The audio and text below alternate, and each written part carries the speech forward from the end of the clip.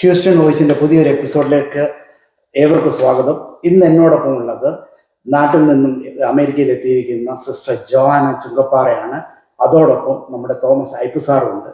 ഇന്ന് Thomas Ipe sir നടത്തി വരുന്ന ഒരു റിലീഫ് കോർണറിനെ പറ്റിയും സിസ്റ്റർ മെൻ്റൽ ഹെൽത്തിനെ പറ്റിയും ഇന്ന് നമ്മോട് സംവാദിക്കുന്നതാണ്. സാറെ നിങ്ങളൊന്ന് പരിചയപ്പെടുത്താമോ? എൻ്റെ പേര് തോമസ് ഐപ്പ്. ഞാനിവിടെ മദ്യാസക്തിയുള്ളവരുടെ ആസക്തിയായിട്ട് സ്ട്രഗിൾ ചെയ്യുന്നവർക്ക് വേണ്ടി അവരെ സഹായിക്കാൻ വേണ്ടി പ്രവർത്തിക്കുന്നു.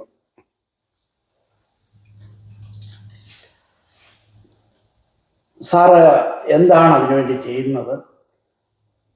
What you do?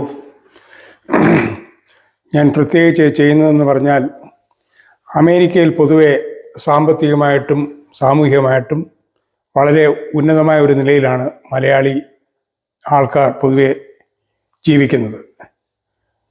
എല്ലാ സമ്പത്തും സൗകര്യങ്ങളും ഒക്കെ ഉണ്ടെങ്കിൽ തന്നെയും പലർക്കും മദ്യാസക്തിയാൽ ചില പ്രയാസങ്ങളൊക്കെ അനുഭവിക്കുന്നുണ്ട്. അത് വളരെ ചുരുക്കം പേർക്കേ ഉള്ളൂ. എൻ്റെ സ്വന്തം അനുഭവത്തിൽ നിന്നും അതിൽ നിന്ന് എങ്ങനെ മാറി നിൽക്കാം എന്നുള്ള ഒരു ട്രെയിനിങ് അല്ലെങ്കിൽ ഒരു ഗ്രൂപ്പ് കൗൺസിലിംഗ് പോലെ എൻ്റെ ജീവിതത്തിൻ്റെ അനുഭവത്തിൽ നിന്നും മറ്റുള്ളവരെ ഉപദേശിക്കുകയാണ് ഞാൻ ചെയ്യുന്നത്. അത് ഞാൻ വാട്സപ്പിൽ കൂടെയും ഒരു വാട്സപ്പ് ഗ്രൂപ്പുണ്ട്. ആ ഗ്രൂപ്പിൻ്റെ മെമ്പേഴ്സ് ആകുന്നവർക്ക് അതിൽ മെമ്പറാകാം. അപ്പോൾ ഞങ്ങളുടെ എല്ലാ ആഴ്ചയിലുള്ള മീറ്റിങ്ങിൽ പങ്കെടുക്കാം. അങ്ങനെ പങ്കെടുക്കുന്നവർക്ക് പേഴ്സണൽ കൗൺസിലിങ്ങും ഗ്രൂപ്പ് കൗൺസിലിങ്ങും ഒക്കെ കിട്ടും. അത് നടത്തുന്നത് തന്നെ വളരെ പ്രൊഫഷണലായിട്ടുള്ള ആൾക്കാരുടെ സഹായത്തോടു കൂടിയാണ്. കൂടാതെ ആർക്കെങ്കിലും മദ്യാസക്തി ഉണ്ടെന്ന വരിയിൽ ഞങ്ങളെ കോൺടാക്റ്റ് ചെയ്താൽ അതിൻ്റെ പ്രതിവിധി എന്ത് ചെയ്യാമെന്ന് ഞങ്ങളുടെയൊക്കെ അനുഭവത്തിൻ്റെ വെളിച്ചത്തിൽ പരസ്പരം ഷെയർ ചെയ്ത് മനസ്സിലാക്കാവുന്നതാണ്. അതുപോലെ അതുമൂലം പല കുടുംബങ്ങളും മദ്യാസക്തിയുടെ പ്രയാസം അനുഭവിക്കുന്നുണ്ട്. അങ്ങനെ വരുമ്പോൾ ജീവിത പങ്കാളികളെയും മക്കളെയും മാതാപിതാക്കളെയും ഒക്കെ എങ്ങനെ അത് ബാധിക്കുന്നതെന്ന് അറിഞ്ഞുകൊണ്ട് അവർക്കും അതിന് തക്കതായ പ്രതിവിധികൾ എന്ത് ചെയ്യാമെന്ന് ഞങ്ങൾ പൊതുവെ ഒരു പബ്ലിക് അവയർനെസ് കൊടുക്കുകയാണ് ഞങ്ങൾ ചെയ്യുന്നതിൻ്റെ ഉദ്ദേശം. സാറിൻ്റെ പ്രവർത്തികളെ പറ്റി കൂടുതൽ അറിയുന്നതിന് മുമ്പായിട്ട് സിസ്റ്ററിനെ കൂടെ നമുക്കൊന്ന് പരിചയപ്പെടുത്തി കൊടുക്കാം. Over to sister. എൻ്റെ പേര് സിസ്റ്റർ ഡോക്ടർ ജോആൻ ചുങ്കപ്പുര. ഞാനൊരു മെഡിക്കൽ മിഷൻ സിസ്റ്ററാണ്. മദ്യപന്മാരുടെ ഇടയിൽ ഞാൻ ഈ അടുത്ത കാലത്ത് അല്ല 40 വർഷത്തോളം പ്രവർത്തിക്കുന്ന ഒരാളാണ്. മദ്യത്തിനെയുള്ള ഒരു ബോധവൽക്കരണത്തിനകത്താണ് ഞാൻ ആദ്യമേ ഉൾപ്പെട്ടത്. എക്യുമെനിക്കലായിട്ട് പ്രധാനപ്പെട്ട 5 സഭകൾ ചേർന്ന് കേരളത്തിലുടനീളം ബോധവൽക്കരണമാണ് നടത്തിയിരുന്നത്. എന്നാൽ പിന്നീട് അമേരിക്കയിൽ വന്ന് പഠിച്ചപ്പോൾ ഇതൊരു രോഗമാണെന്നും അതിന് ചികിത്സ വേണമെന്നും മനസ്സിലാക്കിക്കൊണ്ട് കേരളത്തിൽ തന്നെ 4-5 ട്രീറ്റ്മെൻറ്റ് സെൻ്ററുകൾ സ്ഥാപിക്കുകയും അതിലൊന്ന് ഇന്നും ട്രാഡ എന്ന് പറയുന്നതിൽ ഞാൻ പ്രവർത്തിക്കുകയും ചെയ്യുന്നുണ്ട്. ഇതോടൊപ്പം തന്നെ ട്രെയിനിങ് പ്രോഗ്രാമായിട്ട് കൗൺസിലിങ്ങും PG ഡിപ്ലോമകളും മാസ്റ്റേഴ്സ് ഡിഗ്രിയും എല്ലാം കൊടുക്കുന്നു. ഇതിൻ്റെ എല്ലാ ഉദ്ദേശം മറ്റൊന്നുമല്ല, ഹെൽത്ത് കെയർ സിസ്റ്റത്തിൽ നമ്മൾ ശരീരത്തിൻ്റെ രോഗങ്ങളെ മാത്രമാണ് ശ്രദ്ധിച്ചത്. മാനസിക വൈകാരിക തലത്തിലും പെരുമാറ്റ തലത്തിലുമുള്ള രോഗങ്ങളെ അവഗണിച്ചിരുന്നു. അതുകൊണ്ട് മെൻ്റൽ ഹെൽത്ത് ഫീൽഡിൻ്റെ ഒരു പ്രധാന ഭാഗമാണ് അഡിക്ഷൻ ട്രീറ്റ്മെൻറ്റ്. അതാണ് ഇന്ന് ഞാൻ ചെയ്തുകൊണ്ടിരിക്കുന്ന 2 വർഷത്തിലൊരിക്കലെങ്കിലും ഇവിടെയുള്ള സഭയിലെ ആൾക്കാരുമായി സംവാദത്തിനായിട്ടും ക്ലാസ്സുകൾക്കായിട്ടും വരുമ്പോൾ തോമസ് കുട്ടിയാണ് സഹായിക്കുന്നത്. തോമസ് കുട്ടി കഴിഞ്ഞ് 10-15 വർഷമായിട്ട് ഈ ഹ്യൂസ്റ്റൺ ഏരിയയിൽ നിന്നുകൊണ്ട് ഏതാണ്ട് അമേരിക്കയുടെ എല്ലാ ഭാഗത്തു നിന്നുള്ള ആൾക്കാരെ മദ്യപാനം കൊണ്ടും അതിൻ്റെ കെടുതി കൊണ്ടും സഹിക്കുന്ന വ്യക്തികളെയും കുടുംബങ്ങളെയും പ്രത്യേകിച്ചും ഭാര്യമാരെയും മക്കളെയും സഹായിക്കുന്നതിനായിട്ട് വിഷൻ എന്നും ഹോപ്പ് ഫോർ ഫാമിലീസ് എന്നും ഒക്കെ പറഞ്ഞുള്ള കൂട്ടായ്മകൾ ഉണ്ടാക്കി. അത് വലിയധികം പ്രചോദനം നൽകുക മാത്രമല്ല, ഒരു വലിയ സപ്പോർട്ട് സിസ്റ്റമാണ്. അങ്ങനെ ഒരു സപ്പോർട്ടില്ലാതെ ഇത്തരം പെരുമാറ്റ വൈകല്യങ്ങളിൽ നിന്നും ഇത്തരം അസ്വസ്ഥതകളിൽ നിന്നും കുടുംബങ്ങൾക്കോ വ്യക്തികൾക്കോ വിട്ടുനിൽക്കാൻ പറ്റുകയില്ല. Thank you sister.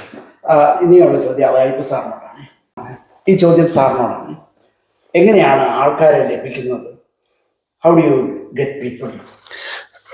ഞാനിത് അനേക വർഷങ്ങളായിട്ട് ചെയ്യുന്നത് കൊണ്ട് വേർഡ് ഓഫ് മൗത്ത് പരസ്പരം ഇങ്ങനെ പറഞ്ഞും കേട്ടുമാണ് കൂടുതൽ ആൾക്കാർ ഇതിനെപ്പറ്റി അറിയുന്നത്.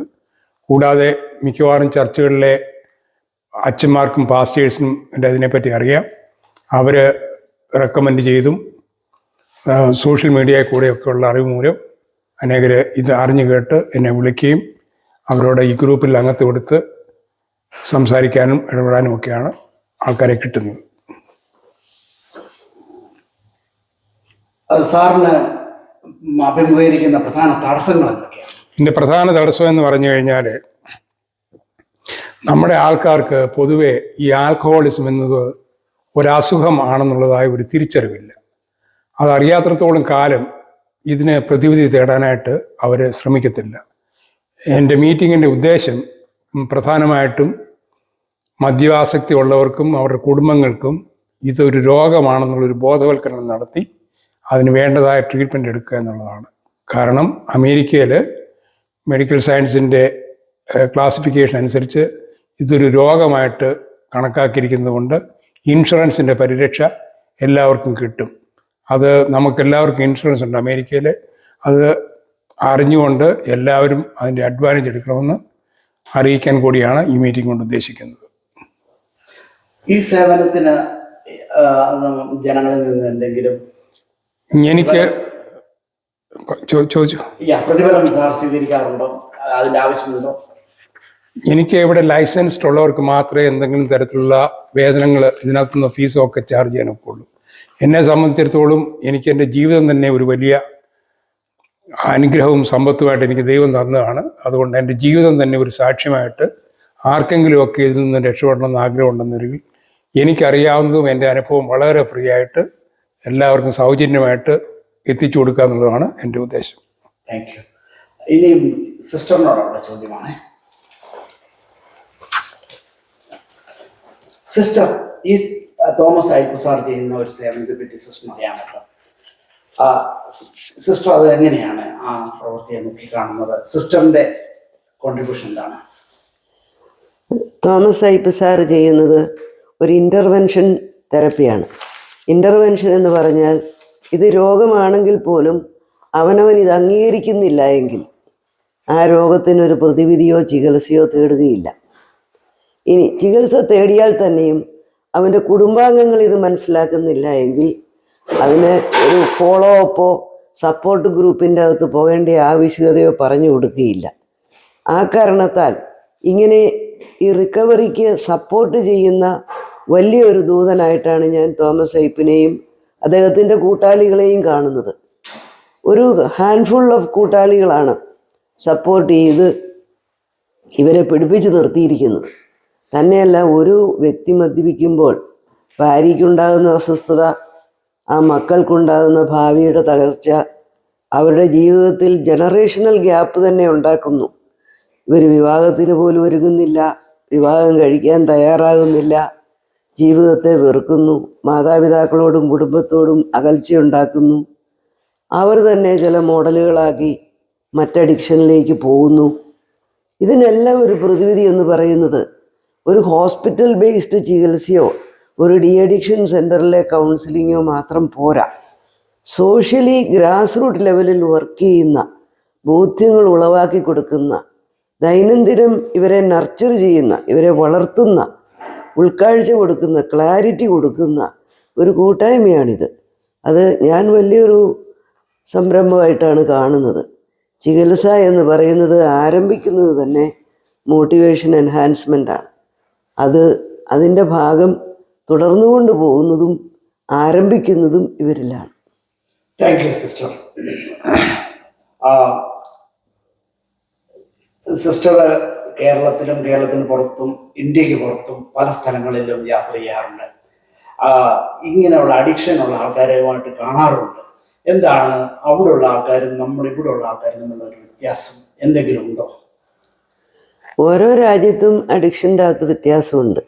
ഇപ്പോൾ കേരളത്തിൽ മദ്യപിക്കുന്ന ആൾക്കാരെ സംബന്ധിച്ച് കേരളത്തിൽ അതിനൊരു അംഗീകാരം ലഭിച്ചിട്ടില്ല. മദ്യം ഉപയോഗിക്കുന്നവരുണ്ട്, ചില പാർട്ടികളിലെല്ലാം ധാരാളം സെർവ് ചെയ്യുന്നുണ്ട്, എല്ലാ ദിവസവും തന്നെ കിട്ടും, ചില ദിവസങ്ങൾ മാത്രമേ ഡ്രൈ ഡേയ്സ് ആയിട്ട് വെച്ചിട്ടുള്ളൂ. അതുപോലും ഓരോ ഗവൺമെൻറ് മാറി മാറി വരുമ്പോൾ മാറ്റുന്നുമുണ്ട്.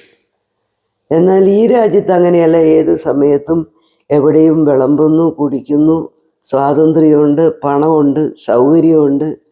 എന്നെ കൂട്ടായ്മകളിൽ പലയിടത്തും ഫാമിലി ഗെറ്റ് ടുഗദറിലും ഫാമിലിയുടെ അനുവാദത്തോടു കൂടി തന്നെ പരസ്യമായിട്ട് വിളമ്പുന്നു, കുടിക്കുന്നു എന്ന് പറയുമ്പോൾ സത്യത്തിൽ ഈ വ്യക്തിയെ സംബന്ധിച്ച് മനസാക്ഷിക്ക് ഒരു ചോദ്യചിഹ്നം വരാനായിട്ട് ഉള്ള സാധ്യത കുറവാണ്. അഡിക്റ്റായി ഹെൽപ്ലെസ് ആകുമ്പോഴേക്കും എല്ലാവരും ആളെ തഴയും. അതിനു മുമ്പ് ആരും നിയന്ത്രിക്കുന്നില്ല, നിയന്ത്രിക്കാനൊട്ട് അവകാശവുമില്ല. അത്രമാത്രം ഫ്രീഡവും പണവും സൗകര്യവും ഈ രാജ്യത്തുണ്ട്. Thank you sister. ഈ അഡിക്ഷൻ അല്ലെങ്കിൽ മദ്യാസക്തി ഒരു രോഗമാണെന്ന് ജനങ്ങൾക്ക് അറിയാമോ? അതിനെ എങ്ങനെയാണ് ബോധവൽക്കരിക്കുന്നത്? ഞാൻ ആദ്യമേ പറയട്ടെ, 40 കൊല്ലം മുമ്പ് നമ്മൾ ഇതിൻ്റെ അകത്ത് പ്രവർത്തിക്കുമ്പോൾ ഇത് രോഗമാണെന്ന് ആരും സമ്മതിച്ചിരുന്നില്ല. ഒരു ക്യാരക്ടർ ഡിസോർഡർ, അല്ലെങ്കിൽ ഒരു തോന്നിവാസം, അല്ലെങ്കിൽ ഒരു അഹംഭാവം, അല്ലെങ്കിൽ പറഞ്ഞാൽ കേൾക്കാത്ത ഒരു പുരുഷൻ്റെ ആധിപത്യം, ഇങ്ങനെ ഒത്തിരി വേർഡ്സാണ് നമ്മൾ മലയാളികൾ ഉപയോഗിച്ചിരുന്നത്. അങ്ങനെ കാണുമ്പോൾ ഇയാളോട് ഒരു സിമ്പതി, എമ്പതി മെഡിക്കൽ കരിയറിലുള്ളവർക്കും ഇല്ല, വീട്ടിലുള്ളവർക്കും ഇല്ല, നാട്ടുകാർക്കും ഇല്ല. അങ്ങനെ ഒരവസ്ഥയിലായിരുന്നു പോയിരുന്നത്. എന്നാൽ കഴിഞ്ഞ ഒരു 20 വർഷമായിട്ട് ജനങ്ങൾക്കറിയാം. കുറച്ച് മീഡിയ കേരളത്തിൽ ഒത്തിരി എഴുതാൻ തുടങ്ങി, പറയാൻ തുടങ്ങി, സംഭവങ്ങൾ എടുത്തു വെച്ചു. ഞാനും കുറേ പുസ്തകങ്ങൾ എഴുതി, ലഹരി എന്ന പേരിൽ മലയാളത്തിൽ തന്നെ എഴുതി. ഇത് സയൻറ്റിഫിക്കായിട്ട് തന്നെ ഡിസ്കവറി ചെയ്തിരിക്കുന്നു. ഇതൊരു രോഗമാണ്. ലോകാരോഗ്യ സംഘടന ഇതിനെ രോഗത്തിൻ്റെ ലിസ്റ്റിൻ്റെ അകത്ത് തോമസ് കുട്ടി പറഞ്ഞതുപോലെ ICD-10, പിന്നെ DSM-3, DSM-4 R അതിനകത്ത് ലോകാരോഗ്യ സംഘടന തന്നെ നിർവചനത്തിൻ്റെ അകത്ത് കൊണ്ടുവന്നു. അമേരിക്കൻ മെഡിക്കൽ അസോസിയേഷനും കൊണ്ടുവന്നു, ലോകം മുഴുവനിലും കൊണ്ടുവന്നു. ഇന്ത്യയിലെ തന്നെ സൈക്യാട്രിക് ക്ലാസിഫിക്കേഷൻ്റെ അകത്ത് വന്നു. എങ്കിലും പ്രൊഫഷണൽ മനുഷ്യർ മാത്രമേ ഇന്നും അസുഖമായിട്ട് കാണുന്നുള്ളൂ. കാരണം അവർ നോക്കുമ്പോൾ പനി വന്നാൽ ഒരാൾക്ക് വരുന്ന ക്ഷീണം, അല്ലെങ്കിൽ ക്ഷയം വന്നാലുള്ള ചുമ, ഇങ്ങനെയുള്ള ഒരു കാണപ്പെടുന്ന സിംറ്റം ഇല്ല. പക്ഷേ ഇതൊരു ബ്രെയിൻ ഡിസീസാണ്. ബ്രെയിനിൻ്റെ കെമിസ്ട്രിയിൽ ഒരു ഫങ്ഷനിൽ ഒരു വ്യത്യാസം വന്നിരിക്കുന്നു. ഈ ഡോപ്പമിൻ പ്ലഷർ പോയിൻ്റ് റീപ്ലേസ് ചെയ്തിരിക്കുകയാണ് അഡിക്റ്റീവ് പാത്വേ കൊണ്ട്.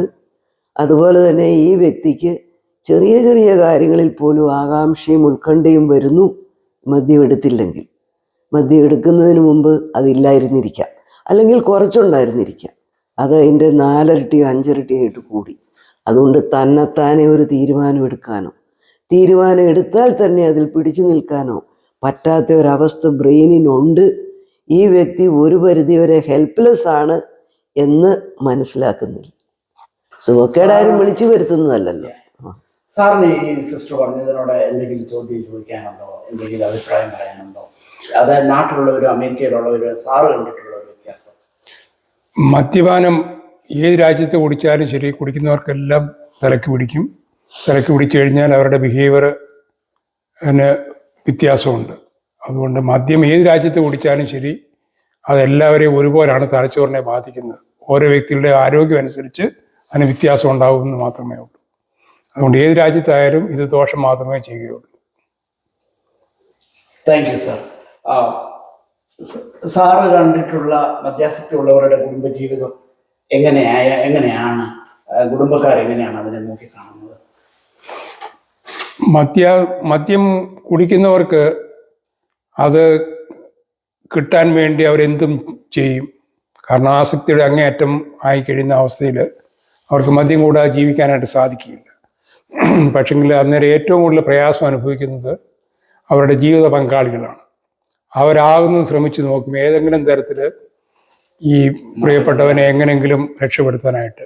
പക്ഷെ അവരുടെ കോപ്പറേഷനും അവരെ ഇത് കൺവിൻസ് ചെയ്യാനും ഒക്കെ, പ്രത്യേകിച്ച് നമ്മുടെ മലയാളി സമൂഹത്തിലെ ആണുങ്ങളുടെ ആ ഒരു സ്വഭാവ രീതി, മേൽക്കോയ്മ ഒക്കെ ഉള്ളത് അവരെ പിന്തിരിപ്പിക്കുക ചെയ്യുന്നത്. അതുകൊണ്ട് ഏറ്റവും കൂടുതൽ അനുഭവിക്കുന്നത് പറഞ്ഞു കഴിഞ്ഞാൽ സ്ത്രീകളാണ്. മിക്ക കുടുംബങ്ങളിലും അനാരോഗ്യകരമായ ഒരു കുടുംബ പശ്ചാത്തലമാണ് ഈ മദ്യപാനം മൂലം ഉണ്ടാകുന്നത്. തന്നെയല്ല, അത് പുറത്ത് പറയാനായിട്ട് മനുഷ്യർ മടിക്കും. കാരണം കുടുംബത്തിൻ്റെ പ്രസ്റ്റീജ്, പിള്ളേരെ കല്യാണം കഴിപ്പിക്കണം, പിന്നെ മാനം, ഇതെല്ലാം ഓർത്തുകൊണ്ട് ഇത് റെഗുലർ സ്കെഡ്യൂൾ ആകെ തകരാറിലാവും. എല്ലാം ജോലിക്ക് പോകാൻ തന്നെ ബുദ്ധിമുട്ടാകും. എല്ലാം ഒതുക്കത്തിൽ ആരും അറിയാതെ കൊണ്ടുപോകണം എന്നുള്ളതാണ് ആഗ്രഹം. പക്ഷെ എന്ത് സംഭവിക്കുമെന്ന് പറഞ്ഞു കഴിഞ്ഞാൽ അവസാനം എല്ലാം നിലയ്ക്കുമ്പോൾ പിന്നെ കൈയും കാലും ഇട്ടടിക്കും. എന്തെങ്കിലുമൊക്കെ ചെയ്തേ പറ്റുള്ളൂ. അന്നേരമാണ് എന്നെ പലരും വിളിക്കുന്നത്, എന്നാ ചെയ്യണം അങ്കിളെന്നും പറഞ്ഞ് വിളിക്കുമ്പോൾ എങ്ങനെയെങ്കിലും ട്രീറ്റ്മെൻറ്റ് കൊണ്ടുപോകണം, എന്നാൽ മാത്രമേ നമുക്ക് എന്തെങ്കിലും തരത്തിൽ അവർക്ക് ഹെൽപ്പ് ചെയ്യാൻ പറ്റുള്ളൂ. അഡിക്ഷൻ ഒരു അസുഖമാണെന്ന് മനസ്സിലാക്കാനാണ് പ്രയാസം. എല്ലാവരുടെയും വിചാരം എനിക്കെപ്പോഴും നിർത്താം, പക്ഷെ അത് നടക്കത്തില്ല. കാരണം നമ്മുടെ ബ്രെയിൻ എപ്പോഴും നമ്മളെ ഇങ്ങനെ നിർബന്ധിച്ചുകൊണ്ടിരിക്കും. ഗീവ് മീ മോർ, അങ്ങനത്തെ ഒരു ആസക്തിയാണ് ഈ ബ്രെയിൻ മൂലം ബ്രെയിനിലുണ്ടായിരിക്കുന്നത്. Thank you. സിസ്റ്റർ ജോണിന്റെ അനുഭവം എന്താണ്? ഇത് കുടുംബത്തിൽ ഇത് ഉണ്ടാക്കുന്ന ഒരു പ്രതിഫലനം? ഈ താമസൂട്ടി പറഞ്ഞതുപോലെ തന്നെയാണ്. ഈ ഒരു മദ്യപാനം എന്ന് പറയുന്ന രോഗം ഒരു കുടുംബ രോഗം തന്നെയാണ്. കാരണം ഈ വ്യക്തിയുടെ പെരുമാറ്റ ശൈലികൾ മാറുമ്പോൾ കുടുംബത്തിൻ്റെ ആശയവിനിമയം, അതായത് ഇൻറ്റിമസി, ആഴത്തിലുള്ള സംഭാഷണം, ആരോഗ്യത്തോടെ ബോധത്തോടെ ഇരിക്കുന്ന പ്രസൻസിങ്, സാന്നിധ്യം ഇല്ലാതാകുന്നു. ഏറ്റവും മനുഷ്യനെ ബുദ്ധിജീവിയാക്കുന്നത് അവൻ്റെ സാന്നിധ്യമാണ്. ആ സാന്നിധ്യം പ്രയോജനമില്ലാതായി മാറുമ്പോൾ എങ്ങനെ ബന്ധം നിലനിൽക്കുന്നു? ബന്ധമില്ല. ആളാ വീട്ടിൽ എപ്പോഴോ വന്നു കയറുന്നു. ഇനി പണം ഉണ്ടെങ്കിൽ പണം എവിടെ നിന്നെങ്കിലും ബാങ്ക് വഴി എത്തുന്നു. മിക്കവാറും കടത്തേലാകും, ബിസിനസ് അല്ലെങ്കിൽ ജോലി തകരാറിലാകും. കൂടാതെ യാതൊരു വിധത്തിലും കുട്ടികൾക്ക് ഒരു മോഡലാകാൻ പറ്റാതെ വരും. അപ്പോൾ ഒരു അധ്വാനശീലം, ഒരു ടൈം ടേബിൾ, സെൽഫ് റെസ്പെക്റ്റ്, പ്രാർത്ഥനാ ജീവിതം, മൂല്യം, മതവിശ്വാസം പലതും നോക്കുമ്പോൾ എല്ലാം തന്നെ പൊഴിഞ്ഞു പൊഴിഞ്ഞു പൊഴിഞ്ഞു പോകുന്ന ഒരവസ്ഥയിലേക്കാണ് മദ്യപൻ്റെ ജീവിതം പോകുന്നത്. ഈ മിക്കവാറും ഭാര്യമാർ ക്രോണിക് ഡിപ്രഷൻ്റെ അകത്തോട്ട് പോകും. മദ്യത്തോട് ചേർന്ന് നിന്നാണ് ആത്മഹത്യ ലോകം മുഴുവനിലും ഉണ്ടായിരിക്കുന്നത്. ആത്മഹത്യയുടെ ഒരു പ്രധാന ഘടകം ഡ്രഗ് ആൻഡ് ആൽക്കഹോളാണ്. ഈ മദ്യത്തിന്റെ ആസക്തി ഇതെങ്ങനെയാണ് നമ്മൾ മനസ്സിലാക്കേണ്ടത്? അതേഴ്സ് എങ്ങനെയാണ് മനസ്സിലാക്കേണ്ടത് ഇതിന്റെ ആസക്തിയാണെന്ന്, അതിന്റെ ലക്ഷണങ്ങൾ? ഏതൊരാസക്തിക്കും സൈക്കോളജിക്കൽ കാരണങ്ങൾ കാണാം. സൈക്കോളജിക്കൽ കാരണങ്ങൾ കൊണ്ട് ആസക്തി മാത്രമല്ല വേറെ എന്ത് തകരാറുകൾ വേണേൽ വരാം. പക്ഷേ ആസക്തി എന്ന് പറയുന്ന രോഗത്തിന് പ്രത്യേകത ഇതാണ്: ഇതിലേക്ക് പോയി കഴിയുമ്പോൾ മറ്റ് ഇൻട്രസ്റ്റുകളെല്ലാം തീർന്നു. ഫോക്കസ് മുഴുവൻ എപ്പോൾ കുടിക്കാം, ആരുടെ കൂടെ കുടിക്കാം, എപ്പോൾ കുടിസാധനം കിട്ടും, എന്തേരെ കുടിക്കാം, കുടിക്കാൻ പണം മാറ്റി വെക്കുക, അതിനുള്ള കണക്ഷൻസ് ഉണ്ടാക്കുക, അതിനായിട്ടുള്ള സാമൂഹിക ഇടപാടുകൾ നടത്തുക. അങ്ങനെ ഫോക്കസ് മുഴുവൻ ഇമോഷണൽ എനർജി, ഇൻ്റലക്ച്വൽ എനർജി, എല്ലാ കണക്കുകൂട്ടലും ടൈമും മണിയും ഒരു വ്യക്തിയുടെ മുഴുവനും പൊസസ് ചെയ്യപ്പെടുകയാണ്, ഒരു പിശാചുബാധ പോലെ. ഇത് മാത്രമെന്നുള്ള ശ്രദ്ധയിലേക്ക് മാറുന്നതാണ് സൈക്കോളജിക്കലി ആസക്തി തുടങ്ങിയിരിക്കുന്നത്. രണ്ടാമത്, ഏത് കെമിക്കൽസും ഒരു പരിധിയിൽ കൂടുതൽ എടുത്തു കഴിയുമ്പോൾ ശരീരത്തിന് ചേരാത്തതായ ഈ കെമിക്കൽസ് ഞരമ്പുകളെയാണ് ബാധിക്കുന്നത്. ഞരമ്പെന്ന് പറയുന്നത് തലച്ചോറിലാണ് കൂടുതലെങ്കിലും ശരീരത്തിൻ്റെ പല ഭാഗത്തു നിന്നാണ് തലച്ചോറ് അതിൻ്റെ എനർജി സ്വീകരിക്കുന്നത്. ഇങ്ങനെയുള്ള വസ്തുക്കൾ ഉപയോഗിച്ച് കഴിയുമ്പോൾ എത്ര ബുദ്ധിയും കഴിവുമുള്ള നല്ല മനുഷ്യർ അവരല്ലാതായി മാറുന്നു. പേഴ്സണാലിറ്റി ചേഞ്ച് വരുന്നു. മൂന്നാമത്, ഇതിനകത്തെ ഈ കെമിക്കൽസ് ശരീരത്തിൻ്റെ പ്രധാനപ്പെട്ട അവയവങ്ങളായ വൃക്കകളും ലിവറും ഹാർട്ടും എല്ലാത്തിനെയും ബാധിക്കും. പിന്നെ എല്ലാ ഹോർമോൺസിൻ്റെയും തകരാറ്. പിന്നെ വളരെയധികം നമ്മളെ ബാധിക്കുന്നത് മെമ്മറി വളരെയധികം പോകുന്നുണ്ട്. പിന്നെ നമ്മുടെ പെരുമാറ്റങ്ങൾ മുഴുവനും ഒരു സാമൂഹ്യമായും ഇടപെടുന്ന രീതികളിലെല്ലാം തകരാറുകൾ വരും. മറവി കൊണ്ട്, ബ്ലാക്ക് ഔട്ട് കൊണ്ട് പല ആക്സിഡൻറ്റുകൾ ഉണ്ടാക്കും. പിന്നെ സാമൂഹ്യമായി ഒറ്റപ്പെടും. അങ്ങനെ socially, spiritually, intellectually, physically, emotionally ഒരാൾ ഏറ്റവും തകരുന്ന ഒരു ആസക്തിയാണ് ഈ മദ്യപാനം. സാർ അമേരിക്കയിൽ കാണുന്ന അല്ലെ സാർ സർവീസ് പ്രൊവൈഡ് ചെയ്യുന്ന ആൾക്കാരിൽ ഈ ആസക്തി എങ്ങനെയാണ് മനസ്സിലാക്കുന്നത്? ആസക്തി മനസ്സിലാക്കുന്നതെന്ന് പറഞ്ഞു കഴിഞ്ഞാൽ അത് മനസ്സിലായില്ല. ആസക്തിയുടെ ലക്ഷണങ്ങൾ? ആസക്തിയുടെ ലക്ഷണം പറഞ്ഞു കഴിഞ്ഞാൽ ഇവിടെ പ്രത്യേകിച്ച് അമേരിക്ക, എൻ്റെ അടുത്ത് ഞാൻ പരിചയപ്പെടുന്ന മിക്കവാറും ആൾക്കാർ ഇത് കുടിച്ചിട്ട് ഏതെങ്കിലുമൊക്കെ ഇടകൊടുത്ത് ചെന്ന് ചാടിയിട്ട് രക്ഷപ്പെടാനായിട്ട് സാധ്യമല്ലാതെ വരും എന്ന് പറഞ്ഞാൽ കുടുംബത്തിലെ പ്രശ്നങ്ങൾ കൂടുമ്പോൾ, എല്ലാ വാതിലും അടയുമ്പോൾ, ഇനി എന്തോ ചെയ്യണമെന്ന് അറിയാതെ വരുമ്പോൾ ആരെങ്കിലും പറഞ്ഞ് ഞാനിങ്ങനെ പ്രവർത്തിക്കുന്നത് അറിഞ്ഞിട്ട് എന്നെ വിളിക്കുക, എന്നെ കോണ്ടാക്ട് ചെയ്യും. അങ്ങനെയാണ് ഞാൻ ഇവരുമായിട്ട് ഇടപെടുന്നത്. അങ്ങനെയാണ് എല്ലാ വർഷവും എല്ലാ കേസസും അങ്ങനെ തന്നെ സംഭവിക്കുന്നത്. അതായത് അതിന്റെ ഏറ്റവും എൻഡ് ഫേസിലാണ് സാറ് ചെയ്യുന്നത്. അതെ, മിക്കവാറും. അന്നേരം അവരുടെ ലൈഫ് എല്ലാം, ജോലി, ലൈഫ്, വായു, ആക്സിഡൻസ് എല്ലാം സംഭവിക്കും. മനുഷ്യർക്ക് മദ്യപാനം കൊണ്ട് നഷ്ടമേ മാത്രം ജീവിതത്തിൽ ഉണ്ടാവുകയുള്ളൂ. നഷ്ടത്തിന്റെ ഒരു പട്ടിക തന്നെയാണ്. അതിന്റെ മൂർധന്യാവസ്ഥയിലാണ് രക്ഷ തേടാനായിട്ട് ആഗ്രഹിക്കുന്നത്. ഈ സാറ് ഇപ്പം കുറെ പേഷ്യൻസിനെ ട്രീറ്റ് ചെയ്തിട്ടുണ്ടാവും, അല്ലെ ഇപ്പം ഓൺഗോയിങ് ആയിരിക്കും. ഇതെല്ലാം ഒരേ നേച്ചർ ആണോ? ഞാൻ എൻ്റെ അറിവനുസരിച്ച് ഒരു 60 ഫാമിലിയിലെങ്കിലും കഴിഞ്ഞൊരു 10 വർഷമായിട്ട് ഡയറക്റ്റായിട്ട് ഇൻവോൾവ് ചെയ്ത് ഓരോ ഫാമിലിയുമായിട്ടും വ്യക്തികളുമായിട്ടും ഇടപെട്ട് വർക്ക് ചെയ്യുന്നുണ്ട്. അതിനകത്ത് ഏറ്റവും കഷ്ടമെന്ന് പറയുന്നത് ഈ മദ്യപാനത്തിൻ്റെ ആസക്തി മൂലം കഷ്ടപ്പെടുന്ന ഒരു നല്ല ശതമാനം ആൾക്കാർ ആയുസെത്താതെ മരിച്ചു പോകുന്നു. എൻ്റെ കൂടെ തന്നെയുള്ളൊരു 4-5 പേരെ ഈ ഭൂമിയിൽ ഇന്നിപ്പോഴില്ല. അവരെല്ലാം ഒരു 50-നും 60-നും ഇടയ്ക്ക് പ്രായമുള്ളവരാണ്. 50 താഴെയുള്ളവരുണ്ട്. കാരണം മരണം ഏത് സമയത്തും വരും. രോഗം വന്നു കഴിഞ്ഞാൽ ഇതിന് ചികിത്സയില്ല, മരണമേ ഉള്ളൂ. അങ്ങനെ കഷ്ടത. പിന്നെ അതുകൂടാതെ ഈ രോഗം മൂലം അനുഭവിക്കുന്നതായ സാമ്പത്തികവും, പിന്നെ ഏറ്റവും കൂടുതൽ കഷ്ടമെന്ന് പറഞ്ഞാൽ വീട്ടിലെ സ്ത്രീകൾ, ജീവിത പങ്കാളികൾ.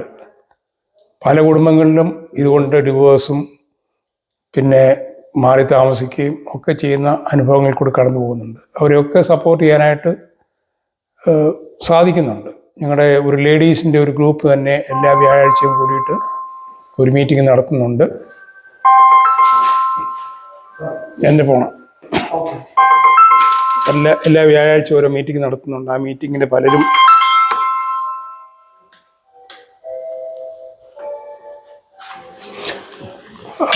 അമേരിക്കയുടെ പല സിറ്റികളിൽ നിന്നും സൂമിൽ കൂടെ എല്ലാ വ്യാഴാഴ്ചയും വൈകിട്ട് മീറ്റിംഗ് നടത്തുന്നുണ്ട് 8 മണിക്ക്. അത് പല ഫാമിലി കൗൺസിലേഴ്സും ലീഡേഴ്സും വന്ന് അതിന് ക്ലാസ് എടുക്കുകയും ഈ സ്ത്രീകൾ തന്നെ പരസ്പരം അങ്ങോട്ടും ഇങ്ങോട്ടും വിളിച്ചും സപ്പോർട്ട് ചെയ്തും ഒക്കെ അവരുടെ ഭാരങ്ങളും പ്രയാസങ്ങളും ഒക്കെ പങ്കുവെച്ച് പരസ്പരം ബലപ്പെടുത്തി വളരെ പ്രത്യാശയോടുകൂടി ജീവിതത്തിലേക്ക് തിരിച്ചു വരുന്ന ഒത്തിരി കുടുംബങ്ങളുണ്ട്. അതിനകത്ത് വളരെ സന്തോഷമുണ്ട്. താനും സാറ് ഇതിനെ ഡി അഡിക്ഷൻ സെന്ററിലൊക്കെ എത്തിക്കാനുള്ള ഹെൽപ്പ് ചെയ്യാറുണ്ടോ? തീർച്ചയായിട്ടും. ഇവിടെ ഹ്യൂസ്റ്റണിൽ അറിയുന്നവർ അമേരിക്കയിൽ ഇവിടെ ഉണ്ടെങ്കിലും ശരി, അവിടുത്തെ എല്ലാ ഡി അഡിക്ഷൻ സെന്ററിൽ കൊണ്ടുപോയി ചെയ്യാനുള്ള എല്ലാ സൗകര്യങ്ങളും ചെയ്യുന്നുണ്ട്. അതുപോലെ തന്നെ ഈ ടോക്സിക്കായിട്ട് നമ്മുടെ ശരീരത്തിലുള്ളതായ ഇത് കളയാനായിട്ട് ഡീടോക്സ് എന്ന് പറഞ്ഞ രീതിയുണ്ട്. അങ്ങനെ ഡീടോക്സ് ചെയ്യാനുള്ള ആ ഫെസിലിറ്റി കൊണ്ടുപോകും. അതുകൂടാതെ റീഹാബ് സെൻറ്റേഴ്സ് ഉണ്ട്. എൻ്റെ 3-4 സെൻറ്റേഴ്സുമായിട്ട് അടുത്ത് വർക്ക് ചെയ്യുന്നുണ്ട്. അവിടെ അവരെ പരിചയപ്പെടുത്തും, അവിടെ കൊണ്ടുപോയി സഹായിക്കും. എനിക്കറിയാവുന്ന രീതിയിൽ ഏത് രീതിയിലും ഞാൻ ഹെൽപ്പ് ചെയ്യും. സിസ്റ്ററിന്റെ ട്രീറ്റ്മെന്റ് മെത്തേഡ് എങ്ങനെയാണ്? ഇതിന്റെ ഒരു എൻ ഫേസിൽ കണ്ടുമുട്ടുന്ന ആൾക്കാർക്ക് അത് അമേരിക്കൻ മെത്തേഡ് തന്നെയാണ് ഫോളോ ചെയ്യുന്നത്. കാരണം ഇതിന് ഏറ്റവും നല്ല ട്രീറ്റ്മെൻറ്റ് അമേരിക്കയിൽ തന്നെയാണ് ആരംഭിച്ചത്. അതിനു മുമ്പ് ആരും തന്നെ ഇതിനെ ട്രീറ്റ് ചെയ്തത് പ്രോപ്പറായിട്ടല്ല. സൈക്യാട്രിക് യൂണിറ്റിലിട്ട് മരുന്ന് കുത്തിവെച്ച് പിടിച്ചു കെട്ടി വയലൻസിന് ഉള്ള മരുന്ന് കൊടുക്കുന്ന ഒരു രീതിയേ ഉണ്ടായിരുന്നുള്ളൂ ലോകത്ത്. ആ ഒരു സ്റ്റേജിൽ നിന്ന് മാറ്റി പുതിയൊരു മെത്തഡോളജി അമേരിക്കയിലാണ് തുടങ്ങുന്നത്. 1936 ബിൽ ആൻഡ് ബോബ് എന്ന് പറയുന്ന ഒരു ഡോക്ടറും വ്യവസായിയും കൂടെ തുടങ്ങി വെച്ച ഒരു കൂട്ടായ്മയാണ് ആൽക്കഹോളിക്സ് അനോണിമസ്. അതിൻ്റെ 12 പടികൾ ഇഗ്നേഷ്യൻ മെത്തേഡ് ഓഫ് സ്പിരിച്വാലിറ്റിയാണ്. ദൈവം മുമ്പാകെ തൻ്റെ പവർലെസ്നെസ് സറണ്ടർ ചെയ്തുകൊണ്ട് ഒരു മാനസാന്തരത്തിലേക്ക് വരുന്ന ആത്മീയ പാതയാണ് ഇതിന് ഉപയോഗിക്കുന്നത്. അത് മിനസോട്ട എന്ന് പറയുന്ന ലോകത്തിലെ ഏറ്റവും വലിയ ട്രീറ്റ്മെൻറ്റ് സെൻ്ററാണ് ഹേസൽഡൺ മോഡൽ. ആ മോഡൽ വന്ന് പഠിച്ചെടുത്ത് അത് ഇന്ത്യയിൽ അവതരിപ്പിക്കുന്നത് ഞാനായിട്ടാണ്. അതൊരു ഹോളിസ്റ്റിക് അപ്രോച്ചാണ്. മരുന്ന് കൊണ്ടല്ല ട്രീറ്റ് ചെയ്യേണ്ടത്, അല്ലെങ്കിൽ പേടിപ്പിച്ചും ഭീഷണിപ്പെടുത്തിയും ഒറ്റപ്പെടുത്തിയല്ല കൈകാര്യം ചെയ്യേണ്ടത്. ഇവരെ സൈക്യാട്രിക് യൂണിറ്റിലിട്ട് ബന്ധസ്ഥ ആക്കിയിട്ട് അവൈലബിലിറ്റി ഇല്ലാതെ ട്രീറ്റ് ചെയ്യുകയല്ല വേണ്ടിയത്. ഇവരെ കൊണ്ട് തന്നെ ഇവരുടെ നിസ്സഹായതയെ ഏറ്റുപറയാൻ പഠിപ്പിക്കുന്ന, അങ്ങനെ ഒരു മാനസിക ആധ്യാത്മിക കുടുംബസഹിതമുള്ള ഒരു കൂട്ടായ്മയുടെ ഭാഗമായിട്ടുള്ള ട്രീറ്റ്മെൻറ്റ് അത് കേരളത്തിൽ നിന്നല്ല ഇന്ത്യയിൽ തന്നെ അവതരിപ്പിക്കാൻ എനിക്ക് സാധിച്ചു. അതാണ് കൊണ്ടുപോകുന്നത്. അല്ലെങ്കിൽ ഇതിന് ട്രീറ്റ്മെൻ്റ് ഉണ്ട്. മാനസിക രോഗത്തിൻ്റെ ട്രീറ്റ്മെൻറ്റ് പോലെ കുത്തിവെക്കുകയായിരുന്നു, പിന്നെ ഡീറ്റോക്സ് ചെയ്ത് ഇതിൻ്റെ ഇത് എടുത്തു കളയും, അല്ലാണ്ട് ഒന്നും ചെയ്തിരുന്നില്ല. അത് വലിയൊരു കഷ്ടമായിട്ട് ഇത് പഠിച്ചു കഴിഞ്ഞപ്പോൾ എനിക്കും തോന്നി.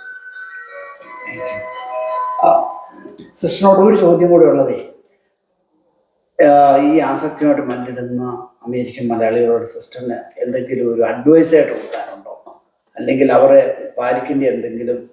നമ്മൾ മലയാളികളോട് പറയാൻ ഉദ്ദേശിക്കുന്നത്, നമ്മൾ ദുരഭിമാനം തലയിൽ വെക്കരുത്. ഏതൊരു അസുഖവും നമ്മൾ വിളിച്ചു വരുത്തുന്നതല്ല. ഒരു പരിധിവരെ ജനറ്റിക് ഡിസ്പൊസിഷനുണ്ട്, ഇമോഷണൽ ഡിസ്പൊസിഷനുണ്ട്, പിന്നെ സാഹചര്യങ്ങളുണ്ട്. അപ്പോൾ അവനവൻ്റെ പരിമിതികളും ബ്രോക്കൺനെസ്സും അംഗീകരിക്കണമെങ്കിൽ മറ്റുള്ളവരുടെ സഹായം കൂടെ വേണം. ഒരു കൂട്ടായ്മയിൽ പോയി ചെയ്യുക, ഒന്ന് മുട്ടുകയാണെങ്കിൽ അത് തുറന്നു കിട്ടും. അവരുടെ സപ്പോർട്ടോടുകൂടി നമ്മുടെ നാണക്കേടും നമ്മുടെ കുറ്റബോധവും, അല്ലെങ്കിൽ അവർക്ക് കുറ്റബോധമുണ്ട്, കാരണം കുടിക്കുന്നയാൾ കുടി തുടരാനായിട്ട് പങ്കാളിയെ കുറ്റപ്പെടുത്തിക്കൊണ്ടിരിക്കും. നീ പറഞ്ഞാൽ കേൾക്കുന്നില്ല, നീ കനട്ടുന്നു, നീ അധികാരം ചമക്കുന്നു, നിൻ്റെ പട്ടിയാകാനോ വേലക്കാരനാകാനോ എന്നെ കിട്ടുകയല്ല, ഇങ്ങനെ പറഞ്ഞുകൊണ്ടാണ് കുടിക്കുന്നത്. അപ്പം ഭാര്യമാർക്കും കുറ്റബോധമാണ്, ഭയമാണ്. ഭർത്താവിൻ്റെ വീട്ടുകാരെന്നെ കുറ്റപ്പെടുത്തും, ഭർത്താവ് കുറ്റപ്പെടുത്തും, നാട്ടുകാർ കുറ്റപ്പെടുത്തും. ഇങ്ങനെയുള്ള ഭയം, കുറ്റബോധം, നാണക്കേട് മാറ്റണമെങ്കിൽ ഒരു കൂട്ടായ്മയെ പോയി മുട്ടി അവരുടെ ഹെൽപ്പോടുകൂടി കഴിയുന്നത് നേരത്തെ ആളെ ട്രീറ്റ്മെൻറ്റിലേക്ക് കയറ്റുക. ആയുഷ്കാല പ്രോസസ്സാണ് റിക്കവറി. ഏതൊരു തഴക്കദോഷവും എന്നും തിരിച്ചു വരും.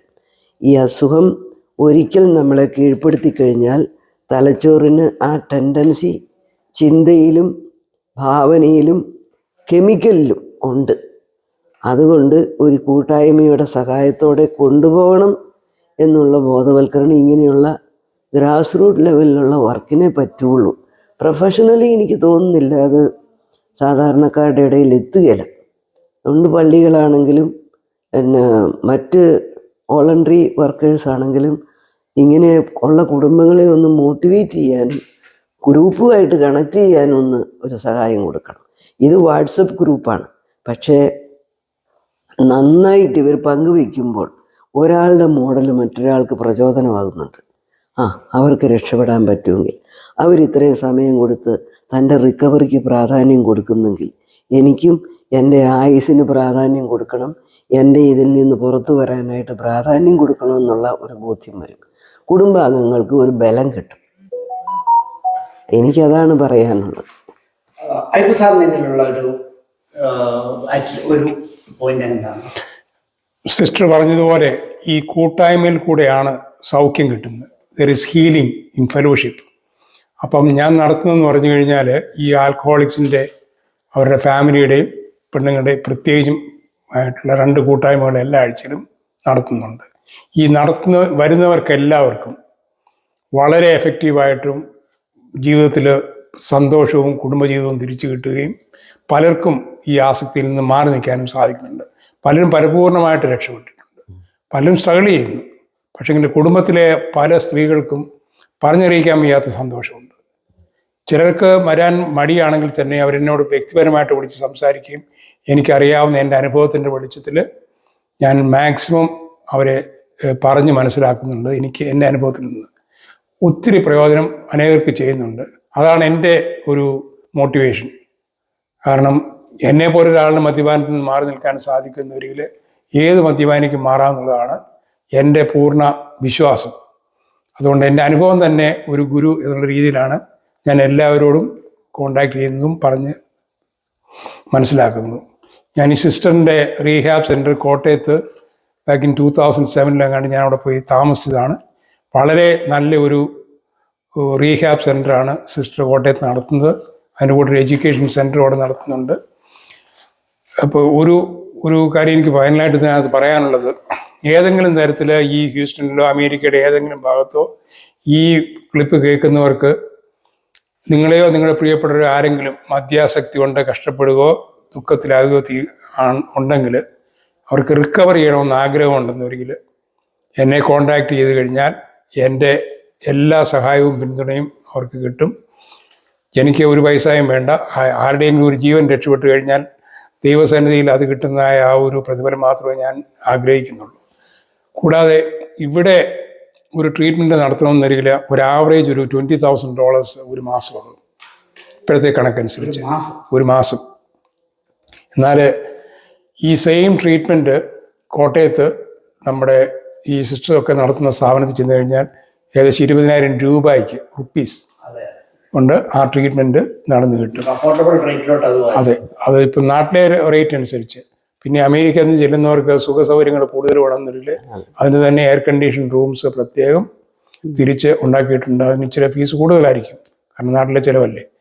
അതുകൊണ്ട് ഇവിടെ ട്രീറ്റ്മെൻറ്റിന് പോകാൻ സാധ്യമല്ലാത്തതോ ഇൻഷുറൻസ് ഇല്ലാത്തവരോ ഉണ്ടെന്നൊരിക്കൽ നാട്ടിൽ സിസ്റ്ററുടെ ഈ സ്ഥാപനത്തിൽ പോയാൽ നല്ല കെയറും ട്രീറ്റ്മെൻറ്റും കിട്ടും. അതെൻ്റെ അനുഭവം കൂടെയാണ്.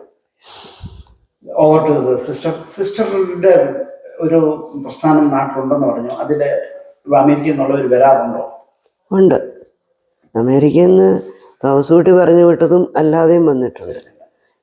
പിന്നെ അവർക്ക് ഇപ്പം ഈ തോമസ് കുട്ടി പറഞ്ഞ പോലെ അവർക്ക് സാധാരണ മുറിയൊന്നും പോരാ. അതുകൊണ്ട് AC മുറി ഞാൻ ഉണ്ടാക്കിയിട്ടു. അപ്പോൾ ഇതിൻ്റെ ഈ പറഞ്ഞതിൻ്റെ ഇരട്ടിയാകും. അത് അത്രയേ ഉള്ളൂ. എന്നാലും അത് കൂടുതൽ വരുന്നില്ല. ട്രീറ്റ്മെൻറ്റ് നടക്കുന്നുണ്ട്. UK നിന്നും കാനഡയിൽ നിന്നും ഒക്കെ വരുന്നുണ്ട്. ഇവിടുത്തെ കണക്കനുസരിച്ച് നോക്കിയാൽ ഒരു $500 കൊണ്ട് അല്ലെങ്കിൽ ഒരു $1,000 മാക്സിമം നമ്മുടെ യാത്രയുടെ ഈ ഇതിൽ നിന്ന് ഒരു തവണ മുക്തി ആയി കഴിഞ്ഞ് വീണ്ടും തിരിച്ചു പോകാനുള്ള സാധ്യതയുണ്ടോ? സാധ്യതയുണ്ട്. ഒരു 60% പേരെ പിടിച്ചു നിൽക്കുന്നുള്ളൂ. ഈ പറഞ്ഞതുപോലെ ഒരു ആയുഷ്കാല ക്രേവിങ് ഇത് തലച്ചോറിൽ മാറി വന്നിട്ടുണ്ട്. പിന്നെ വളരെ സെൻസിറ്റീവാണ് ഇവരുടെ ബ്രെയിന്. ഈ ഇങ്ങനെ കെമിക്കൽസ് എടുത്തത് കൊണ്ട് തന്നെ ഡോപ്പമിന് ഒത്തിരി വേരിയേഷൻ വരുന്നൊരു കെമിക്കൽ സിസ്റ്റം തലച്ചോറിൽ മാറിപ്പോയിട്ടുണ്ട്. അതുകൊണ്ട് തന്നെ ഇവർക്ക് ഫാമിലിയുടെ സപ്പോർട്ടും റിക്കവറിയുടെ ഒരു ഗ്രൂപ്പ് സപ്പോർട്ടും വേണം. അത് ഞങ്ങൾ പറഞ്ഞു കൊടുക്കും. അങ്ങനെ പോകാത്തവരാണ് റിലാപ്സ് ചെയ്യുന്നത്. സാറ് എത്ര % ആൾക്കാരെ നമുക്ക് റെഫർ ചെയ്യാൻ പറ്റുന്നുണ്ട് സിസ്റ്റർ? അങ്ങനെ എന്തെങ്കിലും കണക്കുകളുണ്ടോ? ഞാൻ ഈ വരുന്നവരോടെല്ലാം പറയും, എങ്ങനെയെങ്കിലും നിങ്ങൾ ട്രീറ്റ്മെൻറ്റ് എടുത്തേ പറ്റുള്ളൂ. കാരണം സ്വന്തം ബുദ്ധി കൊണ്ട് പറ്റത്തില്ല. അപ്പോൾ വരുന്നവരോടെല്ലാം പറയും, ഇവിടെ തന്നെ ട്രീറ്റ്മെൻറ്റ് സെൻറ്റേഴ്സ് ഉണ്ട്. ഞാനിവിടെ പലയിടത്തും കൊണ്ടുപോയിട്ടുണ്ട്. നിങ്ങൾക്ക് ഇത് വരികയെന്ന് ഒരിക്കൽ ഇന്ത്യയിൽ പോ, കേരളത്തിൽ പോ, നമ്മുടെ മലയാളം ഫുഡും കിട്ടും, മലയാളം കൾച്ചറുമാണ്, പിന്നെ അവിടുത്തെ രീതികൾ നമുക്ക് ചേർന്നതാണ്. അതുകൊണ്ട് ആരോടെല്ലാം ഞാൻ സംസാരിക്കുന്നവരോടെല്ലാം നാട്ടിലെ സൗകര്യങ്ങളും ഇവിടുത്തെ സൗകര്യങ്ങളും ഞാൻ പറഞ്ഞു കൊടുക്കാറുണ്ട്. നമ്മുടെ കേരളത്തിൽ നിന്നുള്ള ആൾക്കാർ മൈഗ്രേറ്റഡ് ആയതുകൊണ്ട് പല ജാതിയിലുള്ളവരുണ്ട്, പല വ്യവസ്ഥയിലുള്ളവരുണ്ട്. ഈ ഒരു അഡിക്ഷനിൽ എല്ലാവരും ഒരുപോലാണോ, അതോ ഏതെങ്കിലും മതത്തിന് ഇതിൻ്റെ അത് കൂടുതൽ ഇൻവോൾവ്മെന്റ് ഉള്ളതായിട്ട് കാണുന്നുണ്ടോ? മദ്യാസക്തി മനുഷ്യർക്ക് എല്ലാവർക്കും മതത്തിന് യാതൊരു ബന്ധവുമില്ല. അതിനകത്ത് ക്രേവിങ് കൂടിക്കഴിഞ്ഞാൽ ഉപയോഗം കൊണ്ടാണ് ഇതൊരു ജീവിതത്തിൻ്റെ ഒരു ഭാഗമായിട്ട് മാറുന്നത്. അതാര് കുടിച്ചാലും അതിൻ്റെ അഡിക്ഷനായി തീർന്നു കഴിഞ്ഞാൽ അതിന് ജാതിയും മതവും പ്രായവും ഒന്നും ഒരു വ്യത്യാസമില്ല. സാറിനെ എല്ലാ രീതിയിലുള്ള ആൾക്കാരും കോണ്ടാക്ട് ചെയ്യാം? എല്ലാവരും ഉണ്ട്. ഇതിൽ ജെൻസൊന്നോ ലേഡീസ് വളരെ കുറവ്. നമ്മുടെ മലയാളി ലേഡീസ് ആരും തന്നെ ഇല്ല എൻ്റെ കൂട്ടത്തിൽ. ആണുങ്ങൾ കുടിക്കുന്നു, പെണ്ണുങ്ങളെ സഹിക്കുന്നു. അനുഭവം എന്താണ് ഈ ഒരു കാര്യത്തിൽ? ജാതിയുടെ എന്തെങ്കിലും കൺസിഡറേഷൻ ഉണ്ടോ? ജാതിക്കകത്ത് മതപരമായിട്ട് ഇസ്ലാമിലാണ് ഇപ്പൊ കുറവ് കണ്ടിരിക്കുന്നത്. കേരളത്തിലാണെങ്കിലും ആ ഒരു ഗ്രൂപ്പിൽ നിന്ന് അധികം പേര് ട്രീറ്റ്മെന്റ് സെന്ററുകളിൽ കാണുന്നില്ല. കുടിക്കുന്നുണ്ടോയെന്നറിയത്തില്ല. എല്ലാ കാര്യങ്ങളിലും ഒരു ഇച്ചിരി വ്യത്യസ്തരായതുകൊണ്ട് നമുക്ക് അറിയത്തുമില്ല. പിന്നെ അല്ലാത്തവരെല്ലാം ഒരുപോലെ തന്നെ ഉണ്ട്. എല്ലാ കാറ്റഗറിയും കിടപ്പുണ്ട് എപ്പോഴും. എപ്പോഴും. അതിനകത്ത് വ്യത്യാസമൊന്നുമില്ല. പിന്നെ ഈ പറഞ്ഞ പോലെ സ്ത്രീകൾക്ക് കുടിക്കാനുള്ള സാഹചര്യം കുറവായതുകൊണ്ട്, എന്നാലും ഇപ്പൊ കേരളത്തിൽ കുറെ പേരുണ്ട് കേട്ടോ, ഉണ്ടല്ലേ? അധികം ഇല്ലേലും ഉണ്ട്. ഉണ്ട്. ഈ മദ്യം അല്ലാതെ വേറെ എന്തെങ്കിലും അഡിക്ഷൻ ഉള്ള ഇപ്പം ഐറ്റംസ് ഉണ്ടോ? ഇപ്പം മദ്യമല്ല, ചെറുപ്പക്കാർ വരുന്നവരെല്ലാം MDMA എടുക്കുന്നത്. MDMA അഡിക്ഷൻ കേരളത്തിലുണ്ട്. പിന്നെ അത് ഇന്ത്യയിൽ എവിടെയോ ഉൽപ്പാദിപ്പിക്കുന്നുണ്ട്, അത് വേറെ എവിടെ നിന്നോ വരുന്നതായിരിക്കാം, അതുണ്ട്. പിന്നെ സിഗരറ്റ് അതും ഇപ്പോൾ ഒത്തിരിയുണ്ട്. ഇതൊന്നും ലീഗലി അനുവദിച്ചിട്ടില്ല എങ്കിലും ആമസോൺ വഴി ഇതിലെയൊക്കെ വരുത്തുന്നുണ്ട്. ചെറുപ്പക്കാർ ഉപയോഗിക്കുന്നവരുമുണ്ട്, ആണും പെണ്ണും ഉണ്ട്. നമ്മുടെ അമേരിക്കയിലുള്ള ജനതകളുടെ പോപ്പുലേഷനിലെ ഈ മദ്യം അല്ലാതെ വേറെ എന്തെങ്കിലും യങ്സ്റ്റേഴ്സിൻ്റെ കയ്യിലൊക്കെ ഒത്തിരിയും ഡ്രഗ്സും അത് ഇതൊക്കെ ഉണ്ട്. പക്ഷേ അതിനെപ്പറ്റി എനിക്ക് ഒരു ഐഡിയ ഇല്ല. പേഷ്യൻസ് വരുന്നില്ല? ഇല്ല, യങ്സ്റ്റേഴ്സിലുണ്ട്. യങ്സ്റ്റേഴ്സിന് വരുന്ന ഇത് പറയും, ഈ അഡിക്ഷൻ ഏതാണെങ്കിലും ഒരു അസുഖമാണ്. അപ്പോൾ അതിന് ട്രീറ്റ്മെൻ്റ് ഒക്കെ മിക്കവാറും ഒക്കെ ഒന്ന് തന്നെയാണ്. അവരെയും ഞാനും ഇതുപോലെ ഹെൽപ്പ് ചെയ്യുന്നുണ്ട്. സാർ, ഈ അഡിക്ഷൻ്റെ ഹെൽപ്പ് അല്ലാതെ വേറെ എന്തെങ്കിലും സൊസൈറ്റിക്ക് എന്തെങ്കിലും ഹെൽപ്പ് ചെയ്യാറുണ്ടോ? എന്തെങ്കിലും അതർ സർവീസുകളുണ്ടോ? ഇല്ല, പ്രത്യേകിച്ചൊന്നുമില്ല. ഒന്നുമില്ല. സിസ്റ്റർ ഈ കാര്യങ്ങൾ പറഞ്ഞാൽ ഇതിൽ അഡിക്ഷൻ മെൻ്റൽ ഹെൽത്തിൻ്റെ ഭാഗമാണ്. എങ്കിലും അഡിക്ഷൻ മാത്രമല്ല, ഇപ്പോൾ സൂയിസൈഡ് കേരളത്തിൽ കൂടിയത് കൊണ്ട് ഡയറക്റ്റ്ലി മെൻ്റൽ ഹെൽത്തിലോട്ടും കൂടെ പോകുന്നുണ്ട്, പ്രത്യേകിച്ചും ചെറുപ്പക്കാരുടെ ഇടയിൽ. അതിനൊരു കാരണം കേരളത്തിൽ ഒത്തിരി സാഹചര്യങ്ങൾ കുറവൊന്നും, അത് മാത്രമല്ല ഇപ്പം എല്ലാവരും എഡ്യൂക്കേറ്റഡ് ആയിട്ട് ജോബില്ലാതെ വരുന്നു. പിന്നെ ഹൈ കോമ്പറ്റീഷനാണ് കേരളത്തിൽ. ആ കോമ്പറ്റീഷൻ മനസ്ഥിതി കേരളത്തിലെ കൾച്ചറിൽ വല്ലാണ്ട് കൂടിപ്പോയി, പണ്ടുള്ളതുപോലല്ല. ആ കോമ്പറ്റീഷൻ കൾച്ചറിൻ്റെ അകത്ത് ഒത്തിരി യുവജനങ്ങൾക്ക് അപകർഷതാബോധവും ശൂന്യതാബോധവും പരാജയബോധവും ഒക്കെ വന്നിട്ട് ആത്മഹത്യയിലേക്ക് പോകുന്നുണ്ട്. മെൻ്റൽ ഹെൽത്ത് ഫീൽഡും കൂടെ ഉണ്ട്. എന്തെങ്കിലും അഡീഷണൽ കമന്റ് ഈ ഒരു വിസിറ്റിൽ സിസ്റ്ററിന് പറയാനുണ്ടോ?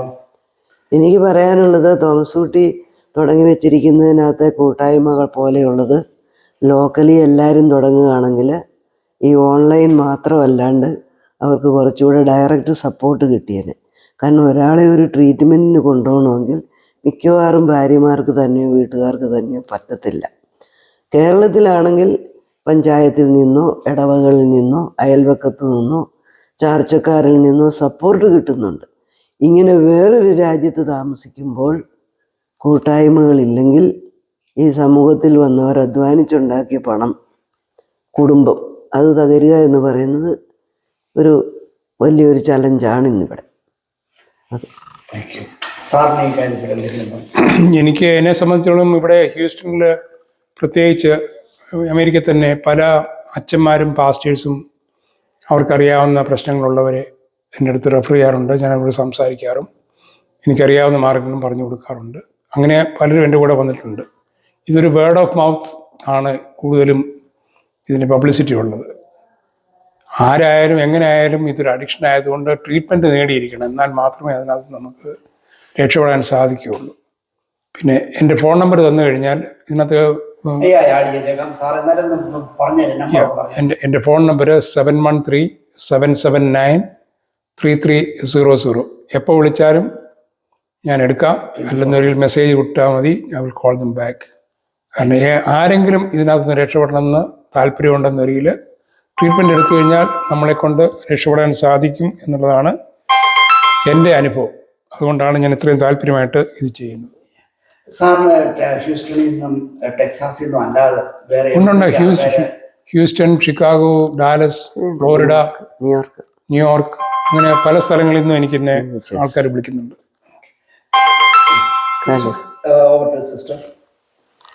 സിസ്റ്റർ ഈ ഒരു യാത്രയിൽ എവിടൊക്കെയാണ് പോകുന്നത്? എവിടൊക്കെയുള്ള ആൾക്കാരെ എങ്ങനെയാണ് കോണ്ടാക്ട് ചെയ്യുന്നത്? ഞാൻ ഫിലഡൽഫിയയിൽ തങ്ങിയിരുന്നു. അതുപോലെ തന്നെ ഹ്യൂസ്റ്റൺ, ഇനി ഷിക്കാഗോ, തിരിച്ച് ന്യൂയോർക്കിൽ നിന്നാണ് പോകുന്നത്. ഇവിടെ എല്ലാം കുടുംബങ്ങളെ കൗൺസിലിംഗ് വഴി സഹായിക്കാൻ പറ്റി. അധികവും തോമസ് കുട്ടി വഴിയുള്ള കോണ്ടാക്റ്റ് കൊണ്ട് more than a dozen people എനിക്ക് ഹെൽപ്പ് ചെയ്യാൻ പറ്റിയിട്ടുണ്ട്. അവരുടെ കുടുംബാംഗങ്ങളെയും ഹെൽപ്പ് ചെയ്യാൻ പറ്റിയിട്ടുണ്ട്. Thank you so much. എന്തെങ്കിലും ആഡ് ചെയ്യാനുണ്ടോ? എന്തെങ്കിലും ഈ ഇന്നത്തെ മീറ്റിങ്ങിന്റെ കൺക്ലൂഷൻ? നാട്ടിൽ വരുമ്പോൾ സിസ്റ്ററെ പോയി കാണാം. ഇവിടെ ആവശ്യക്കാർക്ക് എന്നെ കോണ്ടാക്ട് ചെയ്യാം. കോണ്ടാക്ട് ചെയ്താൽ തോമസ് കുട്ടി കണക്ട് ചെയ്ത് തരുന്നുണ്ട്. ഉവ്വ. Thank you so much. Houston വോയിസിനോട് സഹകരിച്ചതിന് ഒത്തിരി ഒത്തിരി സന്തോഷം. Thank you so much. Thank you very much.